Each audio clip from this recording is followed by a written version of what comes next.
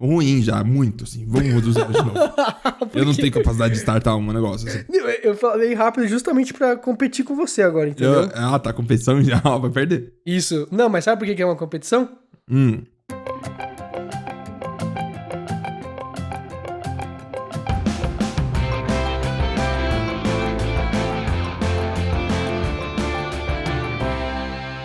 E aí, pessoal, hoje temos totalmente um podcast e eu tô aqui com o Mark Zero. Falando muito o Sonic da voz. Fala, pessoal, aqui é o Mark Zero, hoje tá aqui com a Ed e a gente vai falar sobre... Contratos sociais não verbais. Eu nem precisei falar o porquê. O que eu tô falando mais rápido dessa vez.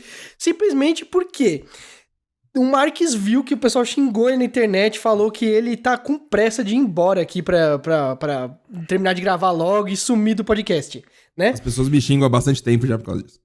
Então, e fala assim que tem muita gente que fala que não entende o que o Marx fala. Não entende mesmo, e eu acho isso um problema. Eu deveria ir no fonoaudiólogo e falar, e testar o negócio bem devagarzinho, mas, para cara, aí ter uma voz. Eu entendo 100% do que você fala, porque eu acho que pelo menos você fala claro, a sua dicção ainda é Olha, sabe? Tudo certinho. Agradeço. Porém, contratos sociais não verbais, eu quero te explicar o que é, porque você estava na dúvida antes da gente gravar o podcast do que Imagina, seria esse gente, assunto. eu todo dia com gravar o podcast com o Ed é meio que uma aventura. Eu chego assim, ele fala, vamos gravar, vamos. A gente senta. Aí eu falo, Ed, qual o tema? Aí ele solta uma coisa diferente toda vez. É tipo, é uma curva que você não faz ideia. Ele fala, contratos sociais não verbais. Eu não sei nem como começar ou entender o que seria isso direito. E o Ed falou, prometeu que ia me explicar. Cara, contratos sociais não verbais é o seguinte: você não precisa falar muitas das coisas que estão subentendidas a partir do momento que você vive numa sociedade, certo? Ah, você diz sociedade escrava do sistema. Também, né? Eu vou dar um exemplo muito besta. Esses dias a gente tava subindo uma escada. Por que lado da escada você vai? Escada de apartamento, de shopping, do quê? Não importa. Só pra eu imaginar ela. Você tá subindo uma escada e tem corrimão dos dois lados. Certo. Vou imaginar uma escada reta indo pra lugar nenhum, corrimão dos lados. Eu tô indo pra esquerda automaticamente. Você tá indo pra esquerda? Mas depende. Se eu tiver subindo uma outra escada pela direita, aí eu vou fazer a voltinha e continuar pela direita. Se eu estiver subindo pela esquerda, aí talvez eu vá pela direita. Se eu estiver indo reto, encontro com a escada, aí talvez eu vá pela esquerda. Perfeito. Então você faz o oposto da convenção social.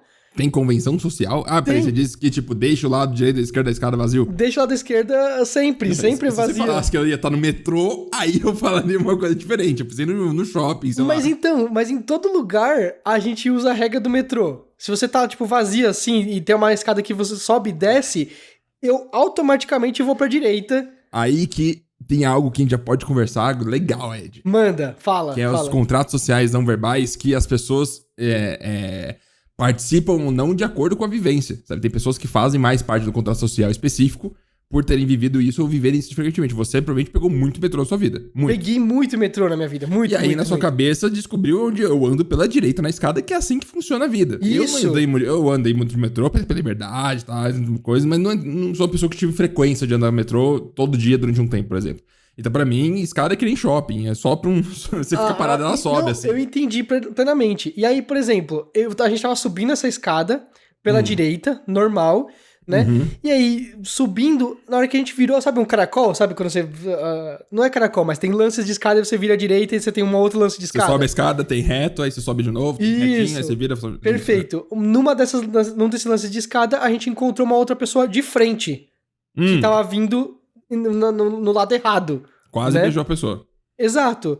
E aí a pessoa olhou a gente de cima a baixo e esperava que a gente se movesse. Desse licença pra ela. Contrato social não verbal, Ed. Nossa, que frase boa. Agora tudo na minha vida vai ser isso. Então, o problema é... nós estávamos no lado certo. Ela tava no lado errado. Porém... Mas quem que determina? Então, outro contrato social não verbal. Essa pessoa era mais velha. Olha aí. Você tem que dar licença pra ela na hora, né? Só que Respeita os mais velhos. Eu dei licença e eu fui voltar à direita porque é o lado certo. Se eu ficar no lado esquerdo, eu vou esbarrar em outras pessoas, em outros lances. Tava todo mundo seguindo essa pessoa, entendeu? Tava todo mundo indo pelo lado errado, né? E aí o pessoal tava descendo ali e eu olhei assim pra gente, caraca, é um manicômio aqui, não é possível, tá todo mundo louco aqui. É um manicômio. Porque aquilo lá, sabe, me deixou... Né? Outra coisa, aí eu trouxe essa parte de mais velhos, então vamos sobre outro ponto. Eu adoro falar de coisa de gente mais velha, acho incrível. Eu sei, justamente por isso que eu vou mencionar. Você tá... Olha só, você tá... Eu não tô velho assim. Não, você tá num ônibus, certo? Que tá Perfeito. razoavelmente vazio. Tem vários lugares livres, né?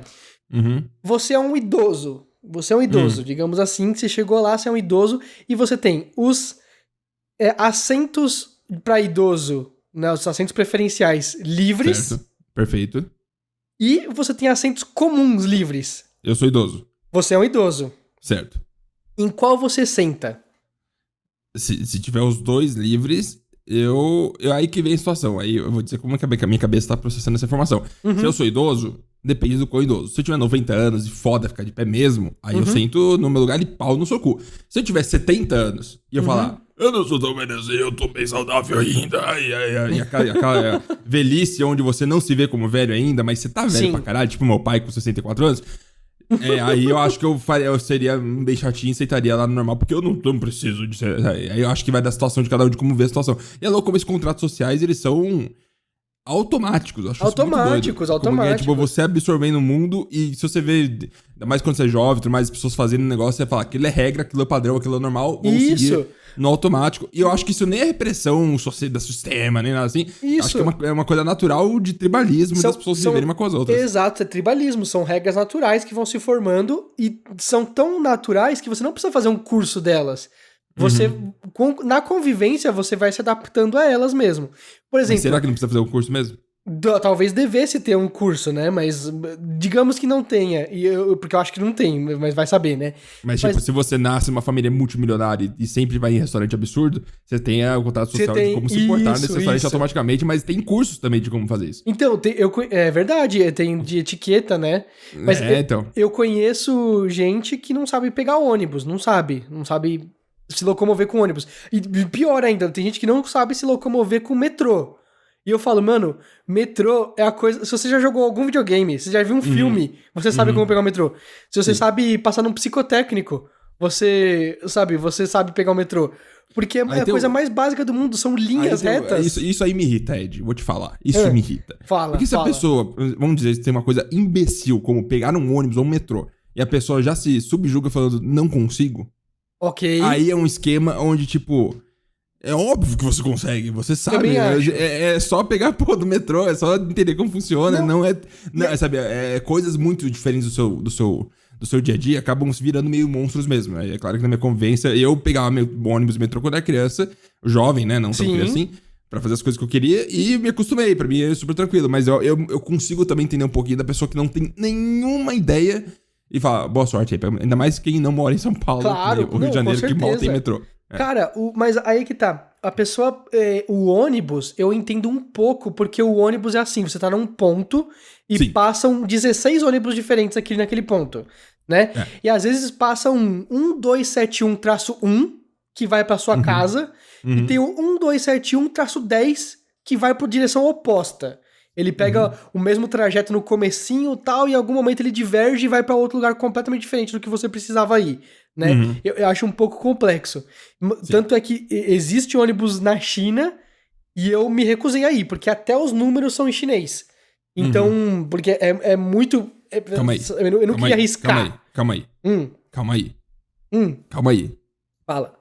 Existem números chineses. Existem números chineses. Não. Com tracinhos. Não, eu não tenho 28 anos e descobri isso agora. Não, só tem números chineses, tem número com tracinho e tal, e aí a pessoa... Eles colocam 1, 2, 3, 4, 5, 6, 7... Não. Eles não usam numerais romanos como a gente, não. Não, Mas eu sempre vi na minha vida inteira que os números eram linguagem universal, as pessoas mentiram. Os números não são. E os números não são nem na mão. Na hora que você vai indicar na mão, sabe? 1, 2, 3, contando com os dedos, eles contam de 1 a 10 numa mão só. Nas duas mãos eles contam até 20. Entendeu? Então, o 6, faz um hang loose aí. Faz um hang loose. Tá fazendo hang loose. Esse é o 6, esse é o símbolo do 6. Mentira! Sério? Sabe por quê? Porque você conta começando pelo dedão, pelo dedinho, desculpa, pelo mindinho. 1, 2, 3, 4, 5. E aí o dedão é o 5. Então, certo. o dedão vira o símbolo do 5. Então, se alguém pega e fala pra você, quantos tem aí? Você faz um joinha, é 5. Caraca. Você tá entendendo? Porque ele simboliza o 5. E é muito foda quando você começa a perceber que, por exemplo, a gente acha, por contrato social, que a nossa vida é a vida. E essa a gente vê umas coisas na internet, ou na TV e tudo mais, que é uma galera que vive num negócio muito estranho, mas fala, a vida é isso aqui, que a maioria das pessoas tem, é assim, e aí você, quando vai ficando mais velho, no decorrer da sua vida, você descobre, né, depende da sua vida, né, você descobre situações de vivência muito diferentes, não só de riqueza e pobreza, mas de, tipo, descobrir que boa parte do mundo é asiático. Sim. É China e Índia. E você é minoria, e a sua cultura é minoria, e o seu jeito de ser não tem nada a ver com deles, e a base de contratos sociais é completamente diferente. Completamente diferente. E Nossa, aí, eu vou ter uma crise. E aí, tipo assim, na China, a gente foi pegar metrô. Porque metrô é a coisa mais simples do mundo. Como fala metrô em chinês? Não faço a mínima ideia. Ótimo, tá bom. Mas tem tanto metrô que você simplesmente vai andando e você acha uma estação de metrô e você entra lá e tá feito, né? E aí eu peguei o metrô e fomos pra lá. E aí, por exemplo, no metrô, muita gente tirava foto nossa, né? Porque vocês eram estranhos. Nós éramos estranhos. Sim. Então, aí o pessoal... Você percebia claramente quando a pessoa pegava e levantava o celular e tirava foto e mandava pra alguém no WeChat, né? Que é tipo o WhatsApp deles. Aí me dói a cabeça também. Porque, não, a gente já saiu um pouco das coisas sociais, a gente vai voltar, que eu quero falar disso. Sim. Mas como que na China tem tanta gente e não tem tanto imigrante assim pra eles falarem, pra ser uma coisa comum, sabe? Tipo, quando eu vejo um asiático na rua, desde indiano até chinês, até coisa que é Brasil, né? Eu não vou tirar uma foto, não é uma situação, sabe? Sim. Talvez com gêmeos, que é uma coisa mais difícil de ter, talvez eu tiraria uma foto, porque ela é gêmeos. E eu acho que eu nunca vi gêmeos na minha vida. É que depende do lugar na China, porque assim, não é tão simples você conseguir um visto pra você ir pra China, certo? Pro Brasil é fácil. Pro Brasil, você pode ir pra Hong Kong. Você pode ir pra Hong Kong, que não é China, né? Que é um estado, país separado, mas que responde à China, né? E você pode pedir um visto de negócios que te permite entrar em Shenzhen, que é onde eu ficava.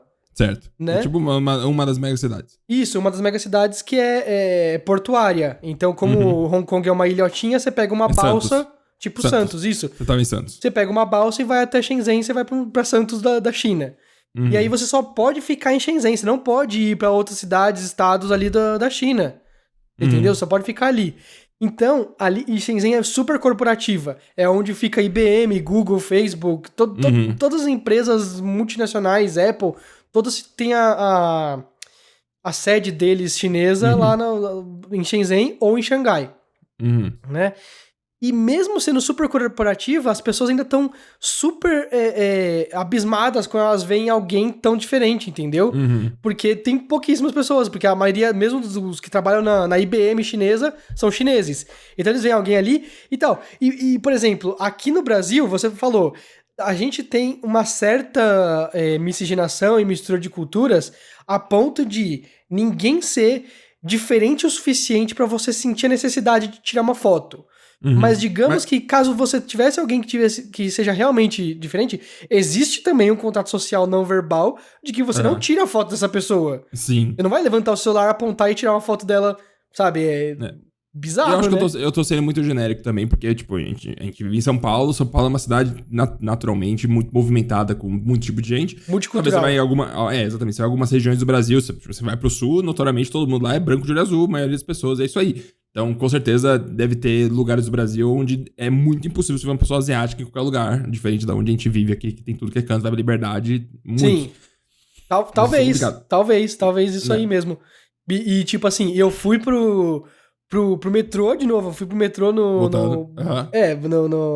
porque era o jeito mais fácil de ir, né? Putz, eu tenho umas histórias muito boas de metrô. Peraí, deixa eu voltar mais um pouquinho na história. Você fez o podcast sobre metrô, Ed. O velhinho que entrou no ônibus e viu lugares livres. Na minha opinião, eu sou o velhinho.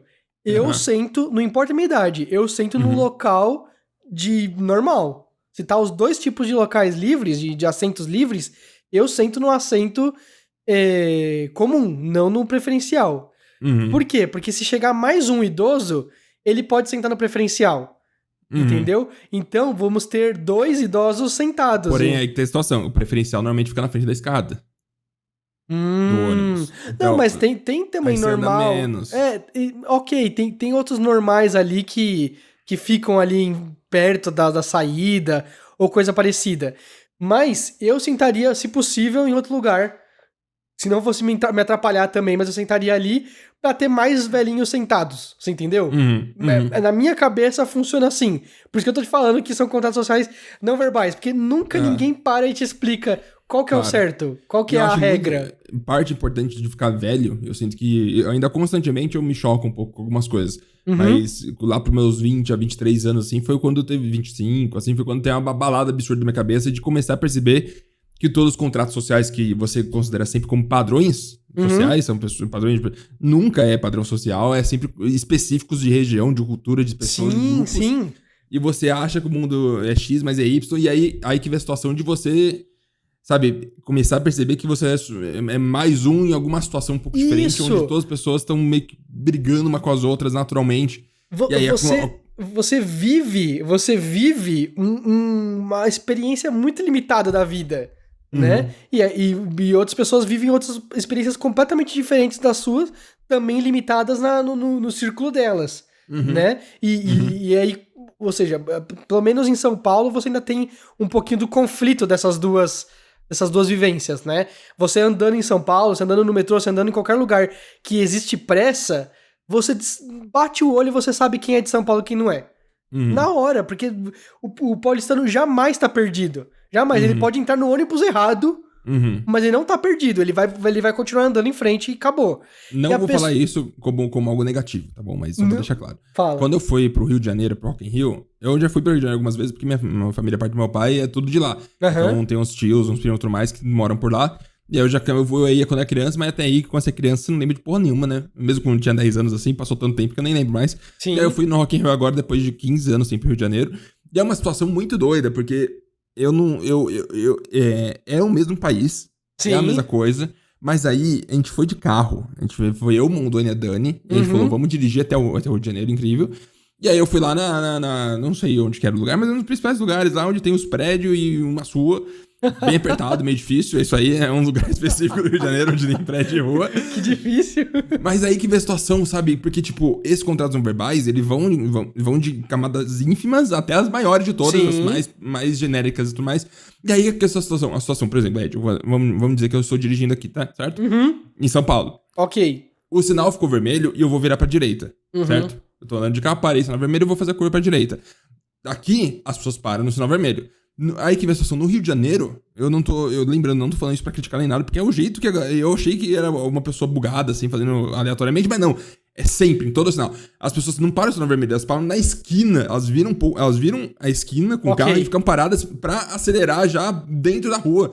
Mas elas não ficam paradas no sinal. Mas elas param, elas só ultrapassam a faixa de contenção. Isso, tem a faixa lá, o limite onde você tem que parar trocamente, e ninguém para. As pessoas vão e viram pra direita, sabe? Fica engatada assim na esquina. E os carros tudo passando. Eu achei isso muito esquisito. E é um negócio que, tipo, não tem lei, não tem negócio mostrando vire à direita aqui e fique parando. Não é assim. É só as pessoas que se acostumaram tanto a fazer isso que virou padrão local de como dirige. E até, tipo, eu acho até estranho, porque eu me acostumei tanto aqui de São Paulo. Eu acho que quando as pessoas falam, nossa, em São Paulo tu não dirige muito mal. E pra mim, eu acho super tranquilo, sabe? Acho todo mundo super tranquilo, super padronizado, super nenhum estresse, sabe? Só tem trânsito. Mas eu acho super tranquilo. Mas provavelmente com um carioca ou algum de outro país, ou de acostumado dos lugares vir pra cá, tipo o Edu, BRKS Edu, quando vem do Canadá pra cá, ele direto fala que São Paulo é o pior lugar pra dirigir do planeta. E eu não entendo, mas é porque eu estou aderindo ao contrato social paulistano, onde pra mim isso é normal, mas não é. Muito bom, muito bom. E aí, o que é do paulistano que faz dirigir mal? Eu nem sei, porque eu tô tão fundo nisso que pra mim é tudo normal. Aí, normal, Você sabia que nos Estados Unidos a lei permite que, nessa situação que você falou, com o farol vermelho você vire à direita, você saia. Você não precisa respeitar o farol se você vai virar à direita. Também? Você só precisa respeitar o farol se você vai atravessar a rua, entendeu? Num cruzamento. Se você vai dobrar à direita, o farol não é pra você. Você pode atravessar numa boa. Você só tem que ver se não tá vendo gente atravessando a faixa. Então, peraí, se eu tô parado no farol e eu vou virar à direita, eu posso seguir tranquilo mesmo com o farol vermelho. Mesmo com o farol vermelho, isso. Só não pode bater. Brasil, não, você olha 2 vezes e tal e pode, mas você não vai tomar multa. Aqui do lado de casa tem um farol vermelho que demora muito, porque você sempre dá no farol pra virar à direita, mas é um farol que dura muito pouco tempo. E as pessoas não podem seguir pra direita mesmo. Tipo, eu tô aqui, a direita tá ali na minha frente, pertinho, e eu não posso virar à direita porque o farol tá vermelho, mesmo que não tenha ninguém, mesmo que os carros não tenham, sabe?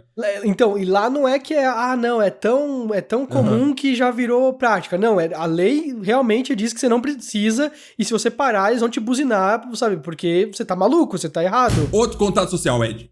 O contrato social que mais é absurdo. Manda. E eu não sei como as pessoas acham que é surreal. Você tá andando, de novo de carro, tá bom? Mas imagina que você tá no carro, de noite. Ok. Vazia a rua. Certo. Ninguém, não nem mal vivo em lugar nenhum. Você tá numa avenida, vamos dizer assim, uma avenidinha. Aí tem um sinal, aí ficou vermelho. Ok. Você para. Não tem radar, não tem nada. Certo. Não tem ninguém. Ficou o sinal vermelho e você para. Por quê? Tá, entendi. Por que você para? Não tem ninguém, não tem radar, não tem nada. Vamos dizer que a Mara segura, que a galera não fica desesperada que não para no sinal vermelho, não. Mas você naturalmente para e fica esperando o nada acontecer. Tipo, o sinal só tá lá pra segurar você. Porque não tem mais ninguém. E mesmo assim você para. Faz sentido, porque assim, a lei, ela é determinante, né? Ela fala que você não pode e ponto final. Então você não pode, não pode, mas se tiver vazio e tal, não sei o que. Tipo assim, é de noite. Ok, a partir de qual hora você pode fazer isso? Eu entendo o que você quer dizer plenamente. A gente respeita a lei por um contrato social não verbal, porque realmente ninguém vai te punir, exemplo, nada vai acontecer com você, nem eu nada. Eu tenho muitos amigos que gostam de pisar no acelerador pra caralho, assim. Eu também tenho, eu acho estranhíssimo isso, mas ok. Vamos dizer, é gostoso você pisar no acelerador pra caralho. Eu odeio, eu fico desesperado. Então, certo. O sentimento é gostoso, porém, eu não faço, eu sou radicalmente contra. E aí causa um conflito onde os meus amigos, eles vamos dizer, eu tô andando de carro com eles, os caras estão lá na frente, voando, e eu tô de boinha. Eu não passo do limite mesmo, eu sou meio... Tanto por receio de levar multa, que eu não quero levar multa nem fudendo, e tanto porque eu sinto instintivamente dentro de mim que o trânsito humano de carros só funciona, só existe do jeito que é, não é porque tem lei, é porque as pessoas concordam em seguir padrões. Sabe, se eu estivesse dirigindo num negócio movimentado, onde tá todo mundo a 90 por hora, e eu tivesse que prestar atenção em todo o carro que tá em volta de mim, não dava pra dirigir. O cérebro explodia, você não tem como prestar atenção em tanta coisa assim. Sim. Mas você tá dirigindo 90 por hora, sabendo que eu tô dirigindo reto aqui a 90 por hora, ninguém vai entrar em mim, eu não vou entrar em ninguém, é só seguir aqui, tá tranquilo, olhar umas coisinhas ou outra. Sabe, é automatizado mesmo, você não tem o estresse de ficar, meu Deus, quem tá voltando? Não, é só seguir tranquilo, o padrão tá estabelecido, todo mundo seguindo junto, sucesso, só saia do padrão caso queira virar em algum lugar ou ultrapassar alguém e tudo mais. E aí tem regras estabelecidas para fazer isso. Quando você se acostuma e torna um padrão para você onde o limite de velocidade não existe, você fica entre os 1 em 100 que sai correndo entre os carros. E por todo mundo ser o seu xodó, filho da puta, otário, escravinho, que segue a porra do padrão para que você tenha segurança, a pessoa se sente liberdade de correr entre os carros porque é tranquilo. Porque se todo mundo estivesse correndo com o carro, aí vira bárbaro, sabe? Não dá, as pessoas se bater o tempo todo. Sim. Isso me irrita muito. A pessoa, sabe, eu acho legal correr. Eu tô soltando isso dentro de mim, tipo, espero que as pessoas não ouçam. Mas eu acho legal correr, é gostoso. Porém, eu acho muita falta de respeito com estrutura de trânsito você correr e se sentir especial de vou poder correr porque eu sei dirigir. Mas tudo bem, mas você não tá podendo correr porque as pessoas estão tranquilas em volta de você. Sim. Ai, isso me dá raiva. Não, esse padrão se repete muito, né? Do tipo assim, a pessoa pode fazer X coisa porque outras pessoas estão respeitando, sabe? E aí que tá. É melhor, Ed, você seguir esse negócio social, ou quando você percebe que isso existe, você tentar distorcer isso um pouco. Porque aí que vem a situação de aproveitar a sua oportunidade. Porque eu sinto que as pessoas que entendem os contratos sociais e distorcem um pouquinho, sabe? É um contrato social, todo mundo fica de boa, e quando a pessoa fala uma coisa, você dá uma risadinha, aperta a mão dela, e a pessoa age diferente. Se dá bem, eu acho que entendi. Não em tudo, mas dá pra você manipular isso de um jeito de você controlar a situação, sabe? Facilmente, porque qualquer situação, por exemplo, eu sou uma pessoa que quando tá com bastante gente conversando, eu sigo o contrato social onde... eu não gosto de ser tão intervencionista, sabe? Eu não gosto de bater de frente com as pessoas, eu falo tranquilo, tá? Segue a vida e tudo mais. Eu sou um pouco assim também. Então, é a adrenalina do momento e tudo mais, mas aí quando a pessoa vem e quebra esse contrato, eu nem sei como agir, sabe? Se a pessoa tá completamente fechada, cara de braba, segura a mão forte, tá lá assim, ativamente atuando pra ser, sabe? Aí eu acho que esse tipo de pessoa, elas estão fazendo isso de propósito por um objetivo bem claro, não sei qual.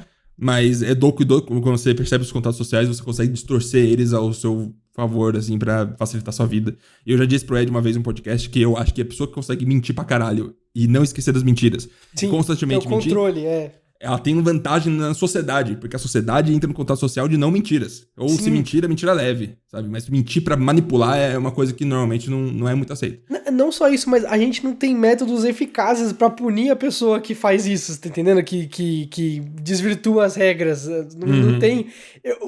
deixa eu dar um exemplo. Vou voltar pro metrô, droga. Por favor, voltamos do no metrô, velho, 70 anos. Nossa, exato. E envolve uma velha de 70 anos. Ótimo, né? vai. E eu... nossa, é difícil contar essa história. Eu tava no metrô, bem lotado. Sabe aquele metrô bem lotado? Certo. Né? E eu tava na entrada do metrô, do vagão. Certo. E aí, pensa no metrô. Você entra nele e você tem duas estruturas de ferro que é pra você pôr a mão ali. Sabe? Certo. Tem duas estruturas de ferro e tem as cadeirinhas aí e tudo mais, tal, não sei o quê. Beleza. Eu tava entre a porta e essas estruturas de ferro. Eu era a pessoa mais próxima da porta, mas tem uma paredinha do metrô ainda que não é porta ali, sabe? Então eu tava encaixado ali, né? Tava lotadíssimo e tal, e aí chegou numa estação ali e uma senhora, uma idosa que tava sentada na cadeira preferencial, que é a que fica atrás do ferro. Tanto é que aquele ferro é teoricamente pra senhora também segurar por ali, tá ligado? Claro. Então, aí ela pegou, eu tenho que ir embora. E na hora que ela falou assim, que eu tenho que sair, ela falou, tem que sair, eu fiquei desesperado. Eu entrei em desespero. Porque, cara, não tem como. O certo seria, sabe, no mundo ideal, onde todo mundo é super respeitoso, iam sair umas 15 pessoas do metrô, a senhorinha ia sair e todo mundo ia voltar, sabe, no formato de Tetris que eles estavam, né, se encaixando ali pra voltar pro metrô. Mas ninguém faz isso, porque o primeiro que fizer isso é tonto, vai perder o lugar dele. Outra pessoa vai se encaixar ali e vai ficar mais confortável na hora. E você não entra mais. Então ninguém quer ceder e perder ali o espaço, né? E aí, do meu lado esquerdo, ou seja, tava eu e uma outra pessoa grudados naquele ferro ali. Certo. Era um senhor de tamanho avantajado, certo? Um obeso. Exato. E aí, a senhora tava passando, tava dando a volta nele, e aí ela tava com bengalas. E ela levantou a bengala pra poder passar. Ela pôs uma bengala. Eu já tô muito triste, Ed, porque uma pessoa de idosa não deveria nem passar por essa situação. Não deveria passar, né? Eu concordo. E aí, ela tava com uma bengala pra fora do metrô, né? Me prendendo, efetivamente me prendendo. O corpo dela tava na minha frente, da velhinha, na frente, e ela tava, tipo, meio que me abraçando, com uma bengala pra fora e outro preso na barriga desse senhor, né? Certo. E aí eu peguei e eu tentei começar a sugerir. Senhora, vai um pouquinho pra trás, eu saio, esse cara sai e a senhora sai numa boa. Eu tô pensando em fazer isso. Mesmo que eu perca o metrô e eu vá pro próximo trem que passar, eu vou fazer isso, numa boa. E a senhora não tava querendo nem ouvir, ela tava cega de raiva, porque com razão, né? Claro. Porque ela não devia nem estar passando por isso e tava passando. E ela tá acostumada também, ela sabe que ela tem o padrão social que ela tem que aderir pra poder sair tranquila. Sim, exato. Tá acostumada, exatamente, é costume. Aí ela tava passando a bengala e tava aos poucos conseguindo um progresso ao tirar a bengala. Coisa horrorosa, Ed, termina logo, por favor. Então, só que eu esqueci das aulas de física nesse momento. Porque o que tava sendo formado ali naquele momento era um efeito estilingue da bengala dela. Em que ela tava passando pela barriga do senhor obeso, obesão, apertando bastante. Quando acabasse a barriga dele, o que ia acontecer? Eu não sei. Ia sair com tudo, né? Não ia ter mais nenhum. Não ia ter mais nenhum. Não ia ter mais nenhum obstáculo pra bengala. E aí eu tava olhando assim, abismado, vendo aquela cena do tipo assim, virando um cinto, apertando a barriga do cara, né? Na hora que finalmente acabou a barriga do cara, ela me deu uma bengalada com tudo na mandíbula. E aí você já automaticamente. estourou meu lábio e começou a sangrar um monte na hora. Nesse nível? Nesse nível. Caralho, Ed, coisa horrorosa. Eu falei bengala, mas na verdade eram muletas, eram 2 muletas. Claro. Né? Assim, Desculpa, eu errei. é uma bengala grande.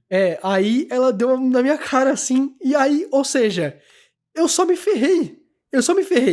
Por tentar ajudar. E o senhor obeso começou a se rachar da minha cara nessa hora, né? Uhum. E aí eu peguei e eu tava indo pro trabalho, né? Eu fui pro trabalho, cheguei no trabalho sangrando e com a boca estourada, né?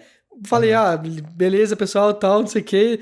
Liguei o computador, fui pro banheiro pra me lavar e expliquei pra todo mundo, né? Aconteceu isso e isso assado, né? Cara, assim, putz, se você, tipo, você entendeu? Tinha muita gente errada ali. Tinha muita gente errada. Talvez até eu. Eu me incluo na possibilidade de estar errado ali também. Talvez eu devesse ter visto na hora que ela começou a sair, eu saía, pronto. Se todo mundo resolver ficar lá atrapalhando a velha, o problema é deles, né? Mas eu também tava atrasado pro trabalho e tal, não queria, sabe, tem consequências você se atrasar pro trabalho. Sem dúvida. Né? Aí, eu tomei uma bengalada na boca. Eu fui agredido fisicamente. É óbvio que não vou me vingar da velhinha por fazer um negócio desse comigo. Se vingar da velhinha. Mas você entendeu? Tipo, de toda aquela situação ali, a única coisa que aconteceu é a velhinha conseguiu sair. Eu saí depois sangrando. E o cara que causou todo esse problema aí, ele também causou, não porque ele quis, mas porque ele é. Você tá entendendo? Aí que vem a situação dos contratos sociais nesse quesito. Por exemplo, tem contratos sociais que são naturalmente bons e acontecem eu nem sei por qual motivo. Por exemplo, se você tá andando na rua e tá passando uma ambulância, aqui no Brasil, pelo menos em São Paulo, aqui onde eu vivo, as pessoas naturalmente tendam a dar espaço, todos os carros dão espaço e a ambulância passa no meio.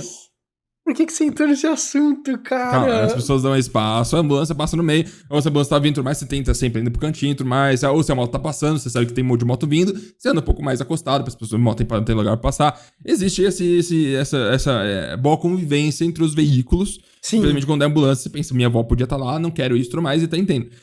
Aí que vem a situação, por que no metrô isso não acontece, sabe? O metrô... Por que no metrô uma velha levanta e as pessoas pensam, velhinha, tudo bem. Será que é por causa que quando a pessoa tá cara a cara e fez expressões, vê caras e julgamentos possíveis e tudo mais, funciona de uma forma, e quando tá dentro de um veículo fechado e você tem, sim, aquela segurança, às vezes...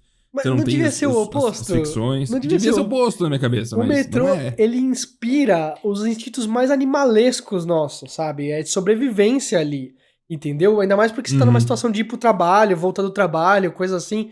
Cara, mas você me falou uma coisa e me lembrou outra história. Tá, manda. Quando você tirou sua carta de motorista... Tirei. O seu instrutor era uma pessoa normal? Não, era muito escrotíssimo. Então, porque todas as pessoas que eu conheço têm histórias de instrutores péssimos. Eu estava num Uno velhíssimo, o cara me levou até uma rua de mato e falou, acelera aí. Ai, meu Deus. Tipo, terceira vez que eu tava pilotando um carro na minha vida. Aí eu dei uma aceleradinha, assim, 65 por hora. Ai, cara. Não, o meu instrutor, ele tava... ele era maluco também. Ele era maluco. Tipo assim, você já dirigiu na vida? Não. Tá bom. Pisa aí na embreagem e engata a primeira. Né? Aí eu, beleza. Né? Solta a embreagem. Soltei. O carro deu um puta tranco assim. Sim. Então ele, não, seu animal! Solta devagar. Nesse tal, nível? Aí eu, mas como que eu ia saber que é pra soltar devagar? Nunca estive num carro nessa posição aqui, mano. Não faço nem ideia disso, né? Mas, ok, aí ele explicou, tal, eu fui aprendendo a dirigir, ok. Cara, um dia, a gente tava saindo da autoescola.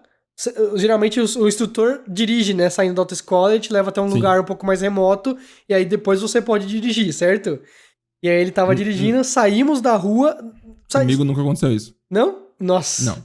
Então, ele só falava, dirigir. Não, comigo ele ficava levava. Reclamando que, eu levei quando tava com outro estudante aqui, ele levou multa e eu tenho que pagar, que absurdo. Ok. Reclamando muito, foi engraçado. Nossa. Ok. Aí, beleza, a gente saiu da rua, né? Na primeira rua, na rua que a gente que saía da autoescola, né? Não mudamos dela. Paramos num farol, né? Ele dirigindo. Eu no banco de copiloto. Claro. Né? Chega uma ambulância atrás. Certo. Com sirene. Ótimo. Sabe? as pessoas começaram a sair da frente. O correto a se fazer. O meu instrutor, não Não quis. Tá. E aí você não vai deixar eles passarem? Ah, é uma ambulância, você não tem que deixar? E ele, não, eu sou autoescola, eles não sabem se é um aluno aqui aprendendo, né? Nossa. Não dá pra exigir um negócio desses, né? E aí nossa. Ai, meu Deus. Nesse meio tempo, o que aconteceu? A ambulância começou a dar ré para nos ultrapassar pela esquerda. Nossa, que coisa horrorosa, Ed. Só história ruim, Ed. Meu Deus. Eles iam nos ultrapassar pela esquerda, certo? Aham. E o meu instrutor ia virar pra esquerda no farol. Assim que o farol ficasse verde, ele ia virar pra esquerda. Aham. Meu instrutor nem olhando pro retrovisor. Pouco se importando. Né? O cara lá dando uma ré, sabe? Fazendo uma puta baliza pra Sim, poder ultrapassar a gente, uma né? pessoa razoável, tentando desesperadamente levar a pessoa pro hospital. Isso. Ou era buscar alguém. Eu vou te explicar o porquê que eu sei. Abre o farol nessa hora, meu instrutor pega, engata a primeira e vira à esquerda. Nessa hora, ele fez pra provocar. A ambulância já tava nos ultrapassando. Sim. O que aconteceu? Nós dois batemos e tanto o carro quanto a ambulância foram em direção a um poste na esquina oposta. Bateu a ambulância com o carro? Bateu a ambulância com o carro. Eu nunca vi uma batida de ambulância na minha vida. E o carro no poste, né? Caralho. E ele ficou muito puto, com certeza. O meu instrutor ficou putaço. Ah, que absurdo. Ele abriu a porta. Você é maluco? Você não tá vendo que eu tô com um aluno aqui? Nossa. Aí o cara da ambulância... Ah, Ed. O cara da ambulância falou assim... Você é o instrutor? Ele achou que era um aluno imbecil. Ele falou, qual a possibilidade de ter uma pessoa sabida aqui na minha frente? Não, impossível, é dessa um aluno criança. burro, é um aluno burro que não sabe o que tá fazendo, tá desesperado, tá apertando os botões, tudo ligando o para-brisa, sei lá, no carro, e não tá sabendo o que fazer. Não, instrutor, o cara ficou puto, aí ele pegou e puxou o rádio por fora da ambulância, puxou o rádio e falou assim... Manda outro veículo pro caso 187932. A pessoa pode ter morrido. Pode ter morrido. Manda outro veículo pro caso 178932 que eu me envolvi no acidente aqui, não sei o que, tô abrindo um BO, né? Uhum. E aí nossa, ele tá indo buscar alguém, tá ligado? Ele tava indo, sabe, que desesperador. E ele, puto, assim, nossa, pegou assim o celular, ligou pra... Você tem noção quão perto a gente tava da autoescola? Ligou pra recepcionista da autoescola, a recepcionista grávida foi andando até a cena do acidente, porque tava tão perto assim, né? E ela, Éder, como você pode ver, né? Não vai ter aula hoje, né? Aí eu fui embora, né? Beleza. E era perto da casa da Gi, fui pra casa da Gi e falei, não cancelaram minha aula hoje que teve um acidente. Eu tento, no meu contrato social não verbal, entender que o que eu vejo de exemplo é uma raridade, que o padrão das pessoas é bom e tudo mais, mas eu acho que existe a possibilidade de ser o inverso. Também acho, eu também acho. A maioria se atém aos padrões sociais não verbais por obrigação da porrada, obrigação do ódio mesmo, obrigação da lei, obrigação da pressão social absurda, do que de fato... Sabe, eu não sei como que uma pessoa pode considerar na cabeça dela a situação de ficar parada na frente da ambulância por birra. Aí tem outra questão, né? Na hora que eu fui fazer o meu exame... Você faz várias aulas e tal, você vai fazer o exame. Quando você foi fazer o exame, você foi com mais pessoas? Sim, você vai com um monte de gente, e aí um monte de fala, eu já tô aqui pela 5ª vez, não consigo. Isso, mas você foi com, tipo, pessoas da sua mesma autoescola, não é? Tipo... Isso, não sei, mas sim, vários alunos, e os professores todos. Isso. Aí eu tava com várias pessoas e eu encontrei um cara que estudou comigo na escola, né? E aí eu comecei a conversar com ele, e aí, beleza, tal, não sei o que, tal, beleza. E aí só que foi outro instrutor que nos levou até o exame, né? E aí eu falei assim, pô, você sabe o que aconteceu com o outro instrutor? O novo era ligeiramente melhor, né? O primeiro era bem ruim e o outro era ruim só, mas tinha uma índole melhor, sabe? Né? Aquele cara lá foi demitido, mano. Você não viu que ele vivia de fogo pra dar aula? E eu... Aí nossa, que entra no... Isso explica muita coisa. Porque ele bateu o carro comigo, tal, não sei o quê. Aí ele... Caraca, foi com você que ele bateu o carro? Ele falou pra mim que foi um aluno que bateu. Nossa. Eu não sei, Ed, eu não sei. Eu não sei entender esses padrões sociais que as pessoas conformam no... Eu não sei se é frustração de vida ou se é autodefesa, de ver as pessoas se dando bem e você não, e você tem que se dar bem de alguma forma, às vezes força isso. Eu consigo entender, ou ficando mais escroto quanto mais velho, se eu continuar me sentindo que tá dando errado por eu ser idiota, sabe? Talvez aí eu veja que a solução é eu ser babaca, talvez não de parar na frente da ambulância, mas ser uma pessoa escrota. Não sei, é muito difícil esses contratos sociais fazerem sentido, porque é muito automático. Então, como não tem cartilha, você tem que só chutar mesmo e esperar que seja certo. Muitas vezes você nem sabe se tá fazendo certinho o contrato social, mas tá seguindo. Mas tipo, autoescola é um negócio pra mim que é meio que máfia, onde as pessoas... Sim. Como que contrataram esse cara pra trabalhar? Não, então, autoescola pra como mim... que não demitiram? Como que se manteve? Exato, é o negócio mais próximo de máfia que existe na vida real e todo mundo aceita numa boa. Eu, na autoescola, eu fui buscar a esposa do instrutor no trabalho dela, eu fui buscar um pacote na casa de um amigo dele. Calma. Que? Hã? Você dirigindo o carro na autoescola foi buscar pessoas? Sim, fui buscar.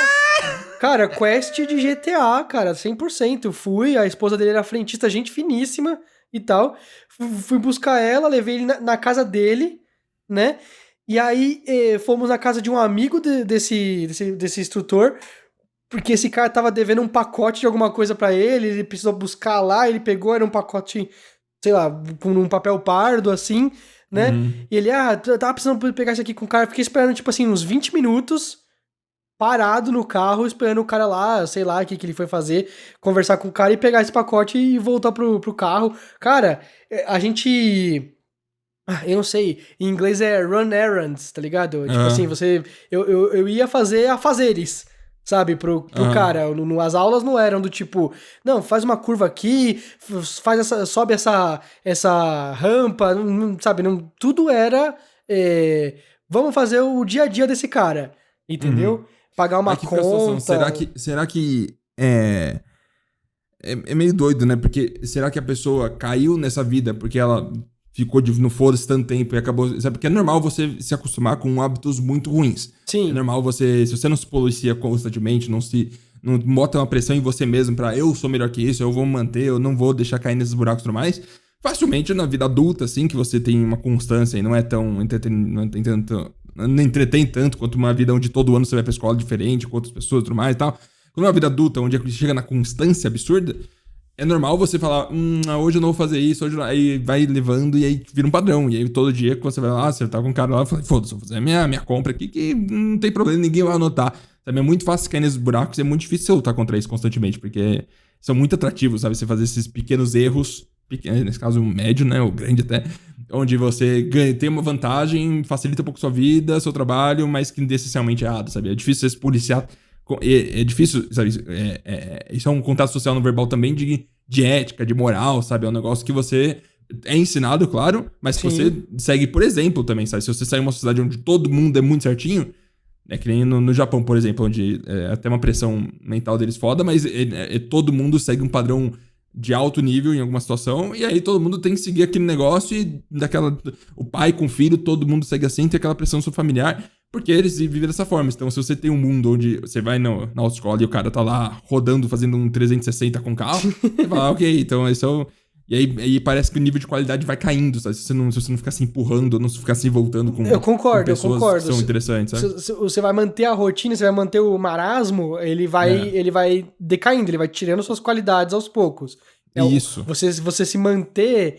É muito fácil perder quem você é, sabe? Você ficar, isso aí... Você se manter virtuoso é um negócio, é um trabalho ativo, constante, né? Concordo. Até, por exemplo, voltando no exemplo do início, né? Que a pessoa que esbarrou em mim, sabe? Subindo a escada, tá ligado? E ela falou assim, com os olhos, né? Ela falou, vocês que se movam da minha frente, né? Você precisa ter um autocontrole, porque ali eu tinha o high ground moral, tá ligado? Né? Eu estava no lugar certo, eu saio numa boa da frente, mas exige um autocontrole você não mandar a merda da pessoa. Com certeza. Né? Muito. Ou seja, tipo, por que você sabe que, tipo assim, normalmente você vai ter que virar palestrinha, tá ligado? Você sabe que normalmente as pessoas ficam à direita pra manter sempre a esquerda livre, porque assim você deixa muito mais fluido o fluxo aqui de pessoas nas escadas, nunca acontece isso que você causou agora, tal, você precisava explicar um monte de coisas, é muito mais fácil você simplesmente sair. Por que é mais fácil? Porque você evita um conflito. Sim. Mas a vontade que você tem é de criar um conflito, de você se conflitar, de você criar. Tipo o que a gente falou no outro podcast do Nhoque e Gnoshi. Né? Dá vontade de você criar um conflito, principalmente com pessoas que não seguem pessoas que justamente o que você falou, que desvirtuam esses contratos sociais não verbais, eles abusam disso pra pessoa... Pra conseguir um ganho próprio, né? Sim. E eu tenho outro exemplo muito bom. Nossa. Por favor, pode mandar. Esse episódio, o pessoal vai ficar com raiva dele, vai ouvir com raiva. Desculpa. Não vai nada, tá ótimo, vai, fala. Né? Eu tava voltando de uma ida ao data center. Ok, eu quase ouvi da Atena, mas tudo bem, continua. A gente tava indo pro data center, voltamos, era um projeto, tal, não sei o que, estávamos voltando, pegamos um Uber, né? E aí, mano, eu tava meio cansado, tal, não sei o que, eu falei, eu vou ficar aqui no banco de trás, se quiser vai na frente. E eu falei isso pra um colega nosso que era estagiário, né? Certo.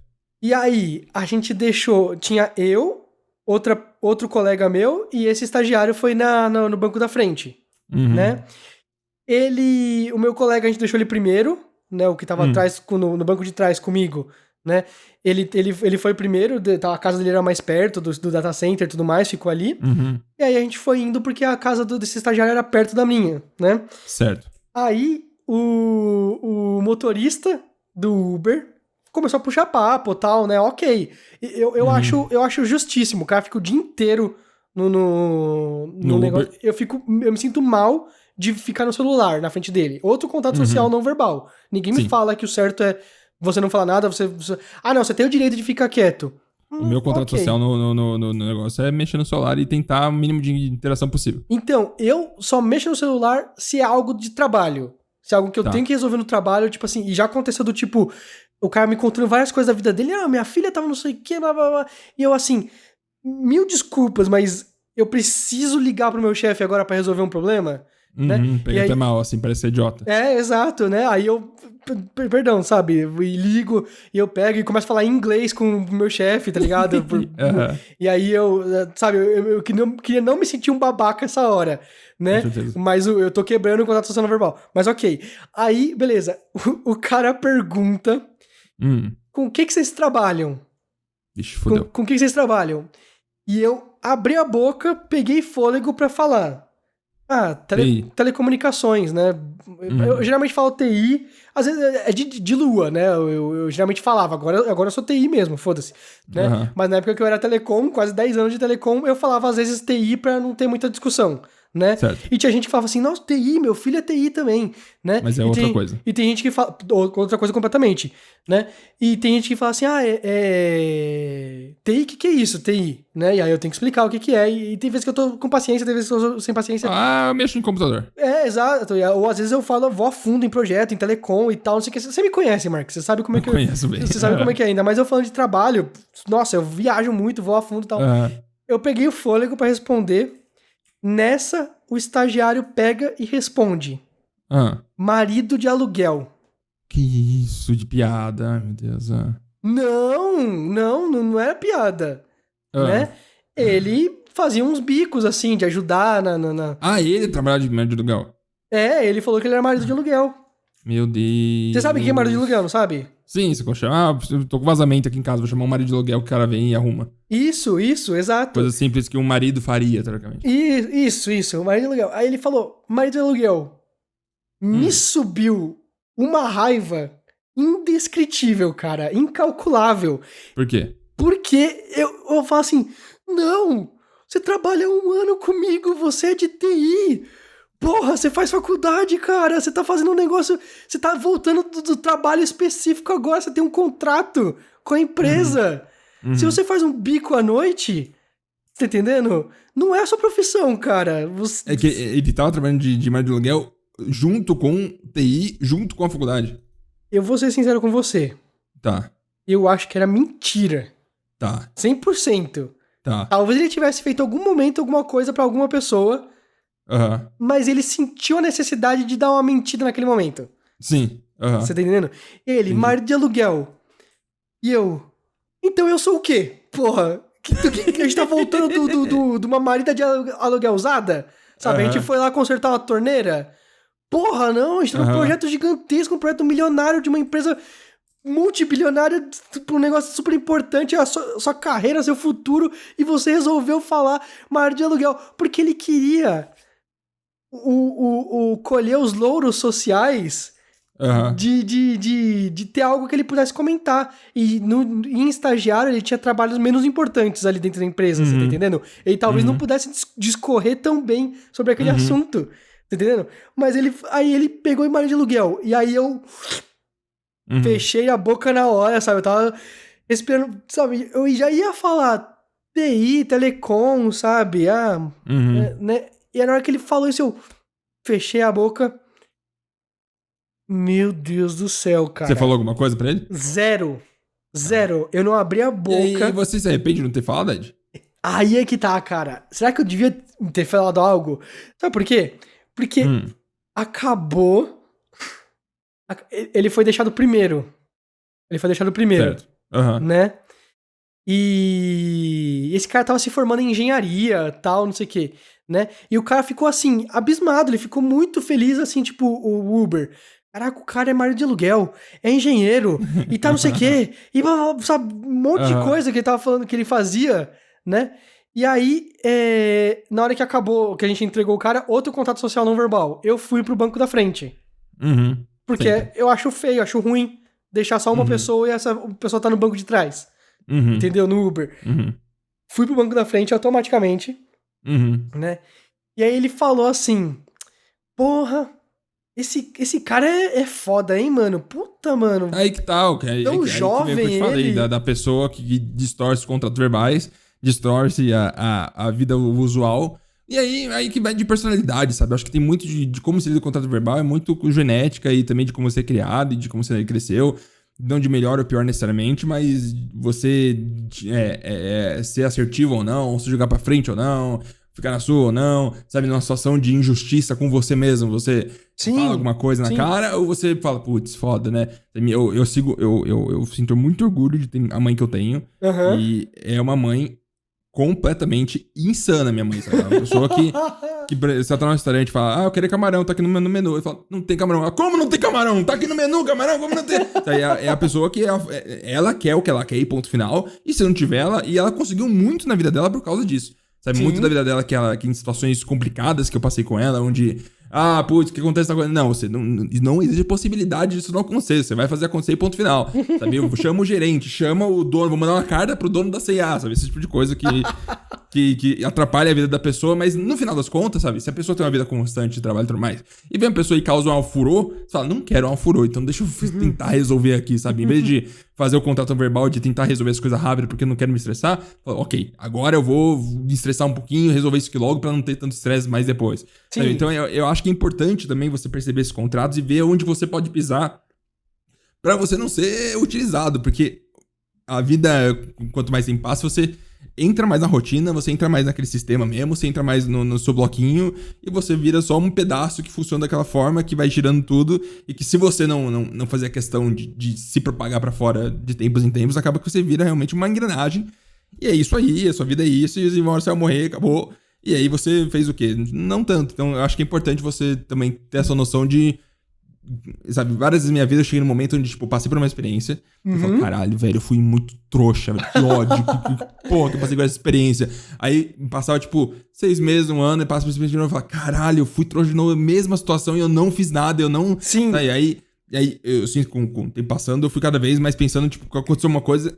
Eu fui me treinando por tanta raiva que eu sentia de mim de não fazer porra nenhuma, de tentar fazer alguma porra. E mesmo na incerteza se vai dar certo ou não, ou na dúvida de será que é assim que tem que seguir, que ninguém sabe dizer, ou etc. É uma briga interna na minha mente, mas eu vou tentando seguir de um caminho que eu acho que é interessante. Não, faz sentido, mas sentido. você nunca tem certeza se aquilo é o certo ou não, se aquilo é o melhor ou não. E nunca vai ter. Se aquilo vai gerar um bom resultado ou não. É tipo um jogo de RPG. Você tá tomando decisão lá de, eu vou falar isso aqui, mas isso aqui no final vai fazer uma coisa. Não sei, mas não eu acho sabe. que isso aqui agora. Só toma decisão. Mas, cara, eu concordo contigo. A minha mãe também é um pouco assim, né? A minha mãe é bastante assim, na verdade, né? E o meu pai é o oposto disso. Eu acho que é porque é mãe e é porque é mais velha e a pessoa lida com o mundo e vai cansar, sabe? E aí tem que jogar as coisas pra frente mesmo. Sim. E aí, tipo assim, minha mãe resolve as coisas e tal. Só que também existe um aftermath. Existe sabe, o prestar de contas depois, que às vezes minha mãe não tava lá, entendeu? Minha mãe, tipo, xingou um monte de pessoa do C&A. Por exemplo, a gente já foi num restaurante... A pessoa da C&A em específico também. Coitada do C&A. Não, a gente foi num restaurante, não, num mercado, né? E minha mãe pegou, assim, teve um problema com a caixa, com a caixa de... supermercado. Eu não lembro se foi um produto que não tinha, eu não lembro, mas era um problema, né? E minha mãe tentou explicar e a caixa não entendeu o sotaque da minha mãe, né? E outra coisa, toda a minha vida falaram do sotaque da minha mãe e eu falava assim, mano, que sotaque? Minha mãe fala português normal, tá ligado? Sim. Normal, né? Sim. E minha mãe tem sotaque, minha mãe tem bastante sotaque. Hoje em dia, que eu convivi com mais gente, que eu virei um adulto e trabalhei em empresas, sabe, que pessoas com sotaque, sem sotaque, ou com mais sotaque mais carregado de outras regiões, eu percebo pra caramba o sotaque da minha mãe, né? Só que é igual você falando rápido, eu entendo perfeitamente, eu consigo traduzir o que você fala. Você tá entendendo? Pra outra pessoa, a pessoa vai falar assim, Marcos fazendo mais um vídeo pra vocês. Falar, meu nome é Marcos, tô fazendo mais um vídeo pra vocês. Eu consigo explicar isso, mas minha mãe, às vezes, falava um negócio. Então, quando ela tava muito nervosa, ela pegou e ela deixou todas as compras, o carrinho das compras cheio. Falou, então tá bom, eu vou embora daqui. E foi embora. Fantástico, incrível. Você entendendo? E foi embora, e deixou o carrinho lá.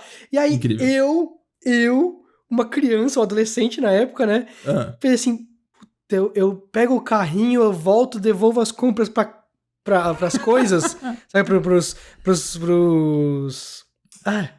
prateleiras delas, sabe? Ou não, ou eu deixo aqui e, sabe, bato no peito também igual minha mãe e falo assim, caralho, ouve direito, porra, sabe? Não sei. Eu fiquei no meio termo que eu só parecia um tonto, né? Você acabou fazendo o quê? Eu fui embora com minha mãe, porque minha mãe tava indo embora, não tinha um carro, né? Minha mãe tava indo embora, eu precisava ir embora junto dela, né? E eu penso se o ideal é você, por exemplo, você e a Dani, né? A Dani ser igual a sua mãe e você ser igual a você, tá ligado? Né? Eu sou um bundão. Então, precisar ter esse clash ou não, é o equilíbrio que a gente precisa ter interno pra gente, porque às vezes a gente tá sozinho e a gente precisa se virar. A gente precisa ter o nosso próprio fogo interno pra saber quando que a gente precisa esticar as definições dessas regras sociais pra fazer as coisas acontecerem. Senão, sabe, você entende? Faz sentido. Eu acho que tem que relacionamento é literalmente isso. Sabe, quando você tá no romance, no amor, do começo, mais fala caralho, tá... Depois desse momento todo, quando você decide ficar com a pessoa, o Ed sabe muito bem, você tá há muitos anos já casado. Eu tô há 4 anos com a Dani também. E é um negócio onde, tipo, é você aceitar como o contrato social de cada um funciona, como que cada um funciona de uma forma ou outra. Sim. Se combinar, vocês vão ficar juntos. Se não combinar, e vira um inferno. Sabe? Aí que vem a situação, tipo, não tem essa eu amo você e vamos ficar juntos pra sempre isso aí se passa 2 anos, você não aguenta mais, porque não encaixa. Sabe? É negócio meio que de encaixe mesmo. Às vezes encaixa, às vezes encaixa mais ou menos. E aí você trabalha um pouquinho pra tentar encaixar mais, ou tentar aceitar o que não encaixa algumas coisas. E aí que vem também com familiar, sabe? Contato social de família, de um respeitar o outro, saber como funciona. Por isso que é sempre complicado quando, por exemplo, na minha vida, por exemplo, quando tem uma nova cunhada ou cunhado que adere à família, sabe? Meus irmãos, minha irmã, tá namorando ou vai casar com alguém, mais essa pessoa agora é um novo membro da família e se adere ao contato social de uma família completamente diferente, que funciona de outra forma, outra estrutura. Eu fui visitar a família da Dani algumas vezes e, tipo, é diferente também, é outra estrutura, sabe, o pai veio de outro lugar, a mãe veio de outro lugar, toda uma outra história, um negócio muito complicado que eu me sinto até meio difícil de me adaptar a essas coisas, sabe, de coisas tão diferentes da minha realidade, eu fico meio travado, eu não sei nem como agir, porque não tem nada a ver. E aí que vem esses momentos de tentar ser um pouco mais maleável, entender que às vezes são diferentes, e aí que o cérebro tem que ativar uma chavinha e falar, ok, contato social diferente aqui, vamos tentar fazer alguma coisa. Por isso, por exemplo, quando eu ia na BGS durante muitos anos, eu fico doido. Toda vez que eu vou na BGS, eu fico insano mesmo. Eu sei. De adrenalina na cabeça, e eu viro outro ser humano, sabe? Aquilo que eu sou na BGS, quando eu vou lá e eu fico doido, eu fico gritando, eu fico levantando as pessoas, fazendo todo aquele rolê, eu não controlo, é um negócio que acontece comigo e eu fico daquele jeito lá naquela hora e é isso aí. E eu não sei nem como lidar com esse direito, mas acontece. E eu não consigo ativar essa chave em outras situações, sabe? Às vezes, poucas vezes, quando já aconteceu fora da BGS, mas na BGS é uma situação onde eu não consigo. E aí que vem a situação de tentar lidar com esses contatos sociais durante a vida pra você ter uma boa relação, sabe? Se você não lida com os contatos sociais, você vai só se fechar no final das contas, porque você não se adere a ninguém se adere a você, e aí você vai ficar sozinho com você mesmo, e é isso aí. Você vai só se aderir com pessoas exatamente iguais a você, que pode ser até bom, né? Tem aquela galera que é mais assertiva, mais pontual, mais que acaba que nem fica com iguais a ele, porque acaba dando treta, mas são pessoas que ficam meio que sozinhas, sabe? Lidando com o mundo de uma forma um pouco diferente. É um pouco complicado, acho que não tem uma situação muito boa de tirar de contato social, a não ser de, tipo, saber que eles existem, que você até pode tentar controlar, mas que não é obrigatório e que você pode viver também bem feliz, só vivendo a sua vida e sendo uma engrenagemzinha e tá tudo certo. Sim, e é fogo, porque assim, a gente não tem como negar os contatos sociais. A gente pode tentar quebrá-los, mas eles existem. Quer você se curve a eles ou não, né? E aí a gente vai, tipo, vivendo nossa vida e tal. Outro exemplo, bacana. Ai, nossa. Quando a gente tava na China, voltando. A gente vai e volta esse podcast, né? Pra quem não sabe, o Ed passou 3/4 da vida na China, até porque todas as memórias dele são de lá. Não, é porque é o país mais alien que eu fui, né? O país que todos os costumes, tudo era muito diferente pra mim, né? E aí tipo, desculpa, pessoal, não tô xingando a China de jeito nenhum. Adoro, moraria lá fácil, né? Mas, cara, a pessoa tirou foto minha, né? Eu posso confrontá-la? E aí, outro ponto, eu devo confrontá-la? Mesmo que eu possa, mesmo que todo mundo entendesse. Ah, é verdade, mano. Tirar foto da pessoa é meio foda assim mesmo, eu entendo, né? Mas eu devo, porque, por exemplo, às vezes eu tava indo pro trabalho e aí a Gi me acompanhava até a porta do trabalho e depois voltava pro hotel, né? E aí teve uma vez que pararam ela e falaram com ela, a pessoa interagiu e nem todo mundo lá sabe inglês, né? Ou pelo menos nem todos estão com o inglês apto, fluente o suficiente pra tentar já interagir com um gringo. Tá ligado? Então, chegou uma galera que falou assim, podemos tirar uma foto com você? Perguntaram pra ela, né? E tiraram uma selfie do tipo assim, sabe, amigas, tá aqui, ó, pum, selfie, né? E aí, ok, tipo, é muito melhor a pessoa que pediu uma permissão, né? Mas você tem o direito de negar isso, por exemplo, né? Vocês, por exemplo, vocês youtubers que já participaram da BGS e chega muita gente pegando e tirando foto e tudo mais. É diferente você ser uma pessoa famosa e convidada, talvez, até pela BGS, pra estar lá num evento desses e você ser só uma pessoa comum andando numa rua, sabe? Sim. Levando o seu marido até o trabalho e voltando. Eu nem dou... Sabe, eu acho que a pessoa que fala... Sei lá... Eu acho que as pessoas... O que você disse agora, por exemplo, é uma situação você ser convidado e ir pra BGS como persona. E outra coisa é você visitar. Por exemplo, se eu fosse só na BGS, eu não ficaria daquele jeito. Mas eu vou como persona e eu vou porque as pessoas querem me ver, eu quero ver as pessoas e tudo mais, então isso ativa. Por isso que eu acho que, por exemplo, se alguém é muito bom em dar palestra muito grande, sabe? Sim. Eu não boto nem... Sabe, aí eu gero um conflito com algumas pessoas, por exemplo, onde a pessoa fala, putz, eu não consigo falar aqui nesse cara. Sendo que às vezes você consegue. Você só tem que estar na posição, sabe? A posição ativa o seu corpo de uma maneira diferente. Faz sentido. Sabe? Se você é botado numa posição onde você é admirado e você tem que dar uma palestra, é uma situação completamente diferente de você ser ninguém e ter que dar uma palestra pra uns marmanjos que não sabem nada de você. Sabe? Ativa um negócio na sua cabeça diferente, onde você toma o controle da situação do que você ficar perdido de alguma forma. Sim. E eu acho que o padrão social no geral, Ed, eu acho que a gente tem que sempre seguir o alto nível de qualidade, sabe? Eu acho que dá pra você ser escroto, mas eu gosto muito, por exemplo, da família real do The Crown, do Netflix. É um negócio que me emociona muito, de verdade. Eu fico muito emocionado de ver, por exemplo... É óbvio que tem várias implicações ruins nisso tudo, e a família real, né, escravizou um monte de país e tudo mais, aconteceu. Mas, por exemplo, quando a rainha vai entrar no estabelecimento, vem um cara, ele abre a porta, ele entra, fala... Não a rainha, mas se alguém vai entrar no estabelecimento com a rainha, o cara vai, abre a porta, entra, fala, tal pessoa está entrando. A pessoa entra, o cara sai, ele faz uma curva, faz como fala? Desce o corpo assim, tipo... Reverência. Uma reverência pra porta, onde ninguém tá vendo, vira de costas e vai embora. Sabe, tudo isso porque é um padrão de vivência de alto... O nível de respeito mais alto possível, sabe? Sim. Eu acho isso muito bonito, onde a pessoa...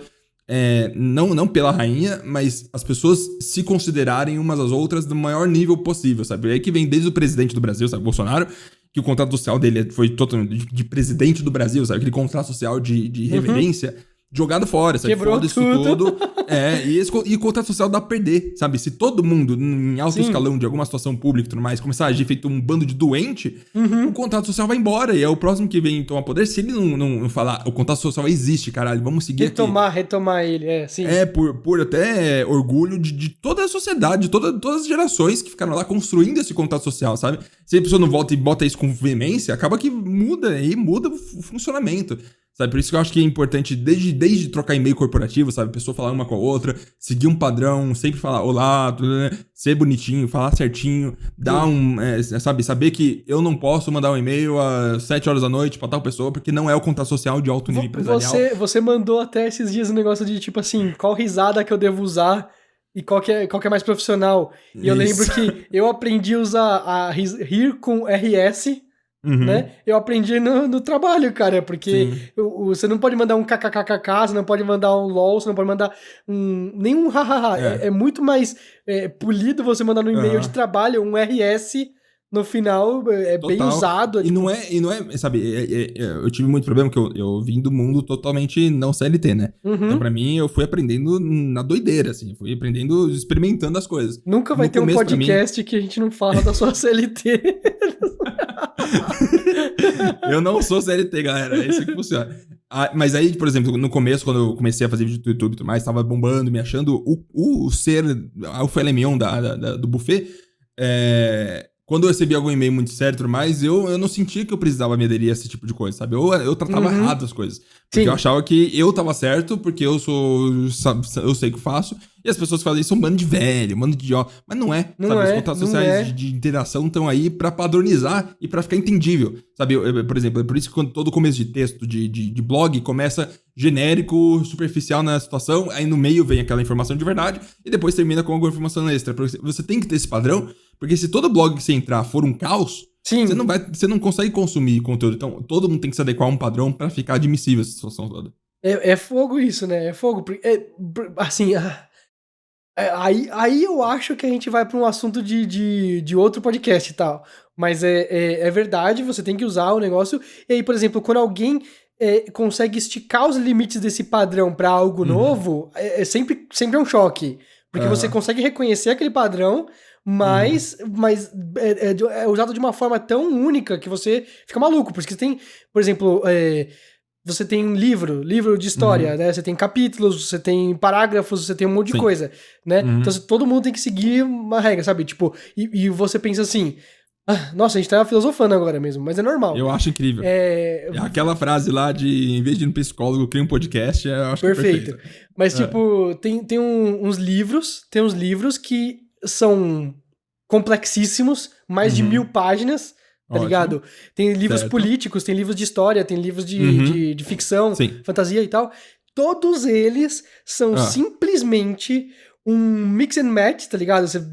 Uma salada que remixaram tudo de 26 letrinhas do nosso alfabeto. Você tá entendendo? E a partir daquilo ali, o pessoal, seguindo algumas regras, criou um mundo, um universo, um negócio a ser seguido, um negócio a ser estudado, um negócio que você pode explorar e como se você fosse abrir tudo aquilo ali e mergulhar, como se fosse um portal pra outro negócio. E são só 26 letrinhas. Em ordens diferentes e com espaços e tudo mais. É tudo contrato social mesmo, assim, é muito doido isso. É verdade. A gente só aceita o alfabeto e tudo mais porque é um contrato social. Ninguém diz que você é obrigado a falar em português no Brasil, ou que você não pode criar um novo idioma, por exemplo. E aqui vem a situação de tudo, sabe? A pessoa, se ela cresce achando que... vendo exemplos e achando que não é pra ir passar de tal linha, ela não vai passar de tal linha. Se ela cresce vendo pessoas sempre passar de tal linha, achar que é possível, então ela vai passar de tal linha. Nossa, você me... Esse podcast você me falou duas coisas que agora me deram ideia pra um tema de um próximo podcast, que é coisas que você cresceu sabendo, tendo certeza absoluta, e aí você descobre que não é verdade, tipo, seu mundo Posso falar de um agora desmorona. rapidinho, porque tá na língua. Manda. Ed. Manda. Quando eu era mais novo, é atrito normal de qualquer pessoa. Por exemplo, eu posso estar errado hoje em dia até, porque o contrato social da minha vida que eu vejo hoje em dia talvez seja assim. Mas eu, quando era mais novo, não tão mais novo assim, mas mais novo, 20 anos, por exemplo, eu tava no meu crescimento e eu via as pessoas mais velhas e mais profissionais. Eu via pessoas profissionais, pessoas mais velhas e tudo mais, como se fosse como se a monarquia hoje em dia, sabe, do Crown e tudo mais. A galera fudida, a galera sabe o que tá fazendo, a galera pontual, pá, sabe? Mentira do mundo, pra chegar no conhecimento daquela pessoa, muito estudo, faculdade pra caralho, tudo isso, sabe? Nossa, pessoas tipo, intocáveis, sabe? Assim, quando criança vê adultos, sabe? Tipo, na escola, assim, fala, caralho, o cara é muito mais velho, sabe? Passava esse sentimento 100%. Aí quando você vai ficando mais velho, primeiro, e eu não sei se, lembrando, eu sei que não é todo mundo, mas eu sinto que a maioria das pessoas é muito ou burra, ou idiota, ou foda-se, ou fez faculdade, meu cu que fez faculdade, podia ter lido um livro, já tava tudo igual o conhecimento pra ela começar o que ela tava fazendo, ou, sei lá, sabe, é uma situação onde eu acho muito foda o meio científico e acadêmico, onde lá eu acho que as pessoas realmente atingem níveis muito altos de conhecimento e qualificação e tudo mais. Sim. Mas no dia a dia normal, onde a pessoa pode dar uma esquivada e se virar e ir seguindo, eu acho que ninguém sabe de nada. Eu acho que todo mundo tá seguindo meio que no caos. Eu acho que todo mundo tá tentando viver dia após dia, tentando entender e usando o conhecimento dela que ela teve também. E que essa bagagem toda pode existir em algumas pessoas, mas essa bagagem toda não é o padrão, sabe? O padrão são pessoas que chegaram naquela situação e estão tentando lidar... Sabe? Pessoas que terminam a administração na faculdade e vai trabalhar na Disney porque mandou o currículo na hora certa, não quer dizer que ela tá preparada pra trabalhar na Disney, quer dizer que ela caiu na seleção e por algum motivo aceitaram e às vezes ela tem um alto grau de alguma coisa ou não tem, e mesmo se tiver um alto grau de alguma coisa não significa que tava pronto pra aquilo, e aprendeu na marra e foi na doideira e tudo mais, mas aí que tá, isso pode ser um contrato social meu atual, de convivência, onde eu tô há muitos anos sem trabalhar CLT, sem nunca trabalhar CLT e tudo mais, então o padrão de trabalho que eu vejo em volta de mim, às vezes é pior, porque eu vejo mas, as pessoas... cara, eu vou te falar uma coisa, eu acho que com a nossa velhice, não, com o virar adultos, sabe, a gente compreende um pouco melhor... Esse podcast sobre virar adulto, não tem como. Talvez, né, talvez. É incrível. A gente compreende um pouco melhor o conceito de mediocridade. Entendeu? O grosso da população é medíocre, porque é a medianidade. Você tá entendendo? As pessoas têm uma média que elas atendem, você tá entendendo? Né? É óbvio que as pessoas podem pensar que é óbvio, né? E tem outras pessoas que vão ouvir isso e vão falar assim, nossa, que arrogantes. Não, nós também. Nós estamos sempre, todos nós estamos tendendo ao mediano. Tá entendendo? A gente sempre, a gente se exalta e vai acima em alguns pontos, mas a média nossa é de uma pessoa mediana, tá entendendo? De uma pessoa que acerta tanto quanto erra na vida e só vai vivendo e pronto. E aí a gente descobre que a mediocridade, na verdade, ela é bem baixa, ela é tipo, é um nível bem baixo, tá entendendo? Tipo assim, digamos assim, se de 0 a 10, você precisa de 7 pra passar, a maioria da população é 6. A maioria da população é 6. É tipo aquele quase passando de ano, mas não passa porque, sei lá, talvez um pouco de preguiça, só quer levar numa boa e tal. E é normal isso. E a gente tem que aprender que é normal as pessoas serem assim. Exato. E eu acho que a gente é 6 também. Só que a gente... Só que talvez a gente não consiga ver nas outras pessoas 6 que elas estão tentando. Porque a gente é 6, mas a gente tá constantemente se fazendo pressão pra não ser 6. Eu não vou ser 6, eu não sou um 6. Eu sou melhor que um 6. Eu sou pelo menos um 8.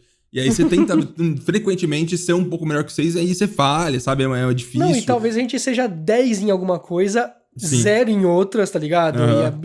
Aí é o que o negócio que vai apontar pra 6. E obviamente você vê pessoas que você fala assim, não, mas esse cara aqui, ele é foda. Sim, você tá vendo os 10 dele, né? Você não tá vendo os zeros dele. Exatamente. Né? Essa é a questão, esse é o ponto. Mas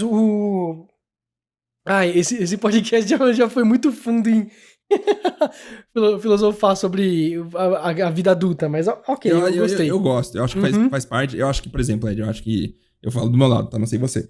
Mas constantemente a gente tá aprendendo a lidar e é bom ter referências de outras pessoas. É bom conversar com você pra ver como que existe. Até porque essas conversas profundas, num padrão, num contrato social comum, não acontece tanto, sabe? Você tem que estar numa situação. Por exemplo, eu tenho uma conversa dessa com minha família, com meu irmão, com meu pai, com um amigo ou outro. Difícil, né? Eu tenho que casar os momentos e, sabe? Aqui não. Aqui a gente aceita o contrato social onde pode ir fundo na situação. Pode tirar cada casquinha daquela cebola e vamos ver o que a gente encontra. Não, sabe? No dia a dia, se a gente tá no mercado, assim, ou no restaurante, é difícil entrar nesse momento. Né? Sim, sim. É por isso que eu tô tentando fugir do papo de bar. Não é um papo de bar. Eu tô trazendo uma pauta pra gente e a gente vê onde essa pauta leva a gente. Mas eu quero trazer pontos específicos. É diferente de um podcast que é papo de bar entre amigos, que a gente fala sobre o que quiser na hora, ou diferente de um papo de bar convidado, que a gente chama alguém e conversa sobre o que essa pessoa tem a oferecer, mas eu quero trazer, mesmo que a gente traga convidados aqui, eu quero trazer um assunto, direcionar, para poder irmos um pouco mais fundo e as pessoas não necessariamente se identificarem com o que a gente tá falando, mas às vezes estranharem também, sabe? Sim. A pessoa ouvir aqui e falar assim, nossa, nada a ver com a minha experiência de vida. Nossa, tudo diferente, cara. Isso tudo é diferente. muito maneiro, isso é muito Sim, sim. Ah, outro ponto que eu queria falar antes de encerrar o podcast. Cara, inglês. Mais de uma vez eu falei de ser fluente em inglês e não ser fluente e tal. Sim. E aí eu queria aproveitar esse de contratos sociais não verbais pra falar umas coisas sobre inglês. Cara, eu acho que tem muita gente que é fluente em inglês e tem medo de admitir que é fluente. E tem gente que não é fluente e fala, eu entendo tudo, eu só não consigo falar e tudo mais. Se você consegue desenvolver frases, mesmo que sejam só repetidas de séries, do que você queira, você é fluente em inglês. E você ser fluente em inglês não significa que você tem que falar inglês impecável o tempo todo. E eu vou dar um exemplo bem bobo. Se você vai nas Casas Bahia, o que o contrato social verbal diz que você tem que dizer? Vai pagar quanto? Não, você... Quer pagar quanto? Você quer comprar um home theater. Isso. Você quer comprar um home theater, você tá entendendo? Você não... Primeiro que home theater não é o jeito certo de se falar. Se você falar um home theater em inglês nos Estados Unidos, as pessoas não sabem necessariamente o que você tá falando. Sem dúvida. É sound system, tá ligado? Você tem um surround sound system, tá ligado? Você tem sound apparel, tá ligado? Você tem um monte de nomes diferentes. É tipo pendrive aqui no Brasil. Ninguém usa pendrive nos Estados Unidos. Pendrive. É thumb drive ou USB drive, Isso. tá ligado? Exatamente. Você tem um monte de formas diferentes, mas nenhuma é pendrive. Tá entendendo? Então você não precisa falar pendrive. Você pode falar pendrive mesmo, porque é o brasileiro que tá falando. Exato. Tá entendendo? Eu acho que faz parte do seu crescimento perceber que corrige as pessoas falar, não é Halo 3, é Halo 3 ou Halo 3. É muito bobo isso, cara. É muito bobo. Sabe por quê? Sabe por quê? Porque as pessoas falam assim, não, o sotaque... E eu falei uma coisa, talvez que seja polêmica, que talvez vá parar no podcast de amanhã, do Super, né? Ótimo. Que as pessoas falam assim, não, mas eu tenho medo de falar com sotaque e tal, não sei o que, tenta imitar sotaque e tal. Eu não imito sotaque nenhum quando eu falo inglês. Eu só falo a pronúncia estudada. Você tá entendendo? Eu não falo britânico, eu não falo texano, eu não falo nova-iorquino, nada. Eu falo inglês, né? Se isso... Ótimo, adorei. Isso transparecer como um brasileiro falando inglês, ok. Como que um brasileiro fala? O brasileiro fala carioca, o brasileiro fala nordestino, o brasileiro fala O CEO da Google lá é indiano e fala com sotaque indiano. E Isso, tudo bem, sabe? isso. Pô, o cara é CEO da Google, foda-se. Exatamente. Você tem, tipo assim, ninguém duvida que um baiano fale português. Sim. Você tá entendendo? Apesar dele falar muito diferente. Visão diferente. Ed, essa é uma visão diferente. Não tinha tido contato. Eu acho muito, eu concordo muito. Você resolveu uma treta da minha cabeça que eu não tinha solução e agora eu tenho. Então, cara, ninguém discute que um baiano fala português, sendo que ele fala muito diferente de um sulista. Uhum. Por exemplo, se você vai falar com um baiano, você vai ficar meio confuso também, um sulista, assim. Você vai ficar, o que você quis dizer aí? Minha mãe que tem sotaque, né, falou com um cearense uma vez, e minha mãe falou, da onde você é? E ele, daqui mesmo, né? Exato. E a gente tava em Foz do Iguaçu. Ah, tá, no sul. Achei que tá. Né? Daqui mesmo, por quê? Porque ele ouviu minha mãe falando com sotaque latino, né? E aí ele entendeu que a minha mãe talvez fosse do Paraguai. Porque a gente tava em Foz do Iguaçu, é próximo ao Paraguai e tal, né? Aí ele falou, daqui mesmo, Brasil, não daqui de Foz do Iguaçu, porque ele era cearense. E meu pai falou, cearense, né? E o cara riu e falou, sou cearense. E aí minha mãe, como que você sabe? E aí meu pai falou, o sotaque dele é cearense. E meu pai viajou muito pelo banco e tal, então, tipo, a vida dele toda viajando e tal. Tanto é que ele conheceu minha mãe na Colômbia, a viagem a trabalho, um dia a gente fala sobre isso num outro podcast, mas ele reconheceu o sotaque e tal, mas ele fala português. Minha mãe talvez tenha tido um pouquinho de dificuldade de identificar isso, porque ela não é brasileira. Hoje em dia minha mãe é. Isso aí faz muito tempo, faz muitos anos, né? Hoje em dia minha mãe é brasileira, literalmente, naturalizada e tudo mais, né? Mas você entendeu? O cara falava um sotaque muito diferente. Eu entendia tudo que ele falava. Mas eu notava o sotaque. Minha mãe achou que ele não era nem brasileiro, você tá entendendo? Né? Que doido. Mas é isso, nós brasileiros conseguimos nos entender numa boa, assim como o americano consegue entender inglês indiano e sotaques diferentões, um texano nova-iorquino lá nos Estados Unidos e um brasileiro falando, e cara, o tanto de propaganda que fala em inglês e logo em seguida fala em espanhol nos Estados Unidos, cara, porque a comunidade latina tá dominando total lá culturalmente o negócio, sabe? Né? Cara, eles entendem, acabou, cara. Você fala inglês ou não fala inglês, e pronto. Sotaque é outra história total, mano. E sotaque é uma coisa que não fica muito dentro de contrato social, né? E o contrato social sai por fora das caras, porque é que nem você ir pra outro país ou, sabe, você vê uma pessoa que não tá habituada nos seus padrões e você fala, eita, aqui tem problema, ó, aqui tem uma... E aí que vem a situação de você saber se adaptar, saber lidar, e aí a vida vai ensinando no tentativa e erro, mas é isso aí. É isso aí. Então, temos supostamente um podcast? Eu adorei. Eu curti também esse, topzera.